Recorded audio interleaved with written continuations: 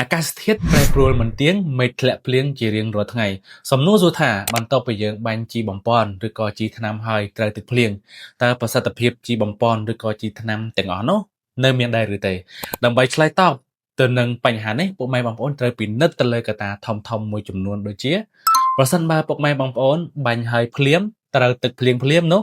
ប្រសិទ្ធភាពថ្នាំនឹងត្រូវបានបាត់បង់ដោយសារវាលាងទៅតាមទឹកភ្លៀងមួយទៀតបើសិនបើពុកម៉ែបងប្អូនបាញ់ចាប់ពី2ម៉ោងឡើងទៅហើយបានត្រូវទឹកភ្លៀងនោះយើងត្រូវពិនិត្យទៅលើកត្តាភ្លៀងវិញ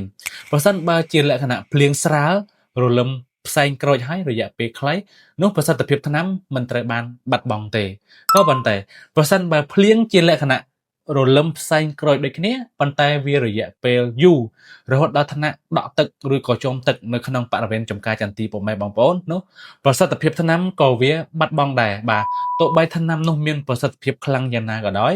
បើសិនជាដល់ថ្នាក់ទឹកដក់ឬក៏ចុំទឹកនៅក្នុងបរិវេណចំការចន្ទទីប្រសិទ្ធភាពថ្នាំវាត្រូវបានលាងដោយទឹកភ្លៀងរួចទៅហើយបាទអញ្ចឹងដើម្បីកុំឲ្យខាត់ថវិកាច្រើនឬក៏ខាត់ពេលវេលាពុកម៉ែបងប្អូនត្រូវពិនិត្យទៅលើកត្តាអាកាសធាតុឲ្យបានច្បាស់ដោយយោងទៅតាមអូតុនិយមបាទប្រសិនបើពុកម៉ែបងប្អូនមានមតិយោបល់ឬក៏គំនិតអ្វីផ្សេងតាក់ទងទៅនឹងការបាញ់ជីថ្នាំនៅអំឡុងពេលមេឃភ្លៀងនេះ